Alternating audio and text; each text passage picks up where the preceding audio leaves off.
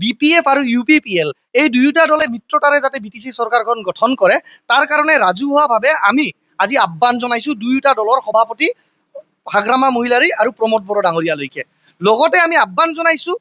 বিজেপিৰ নেতৃবৰ্গ আৰু বিজেপি অসম প্ৰদেশৰ সভাপতি দিলীপ শইকীয়া ডাঙৰীয়ালৈকেও যে BPF আৰু UPPL এই দুয়োটা আঞ্চলিক দলে যেতিয়া BTCত চৰকাৰখন গঠন কৰিব তেওঁলোকেও যাতে তেওঁলোকৰ তৰফৰ পৰা ইচ্ছাকৃতভাৱে সঁহাৰি জনাই এই চৰকাৰখনক তেওঁলোকে সম্পূৰ্ণভাৱে সমৰ্থন আগবঢ়ায়। আমি বিচাৰিছো যে এইবাৰ এটা সলিড ফৰ্মুলা গ্ৰহণ কৰা হওক যে যিগৰাকী নেতা বা যিটো পাৰ্টি এই BPF আৰু UPPLৰ মাজত যিটো দলক BTCৰ ৰাইজে সবতকে বেছি আসন প্ৰদান কৰিব এই নিৰ্বাচনৰ ফলাফলত বা যিটো দলে নিৰ্বাচনৰ ফলাফলৰ পিছত সিংগল লাৰ্জেষ্ট মেজৰিটি আটাইতকৈ বেছি আসন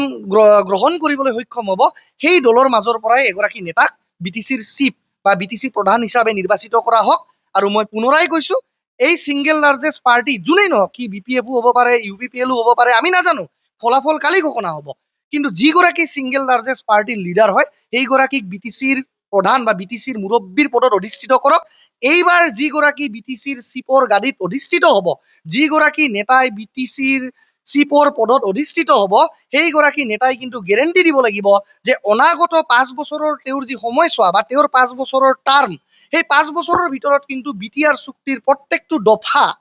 এইখন অঞ্চলৰ শান্তিৰ কাৰণে সেই অঞ্চলৰ প্ৰগতিৰ কাৰণে আৰু সাৰ্বজনীন উন্নয়নৰ কাৰণে BTR চুক্তিৰ এটা এটা দফা কিন্তু তেওঁৰ অনাগত 5 বছৰৰ যি সময়ছোৱা তাৰ ভিতৰতে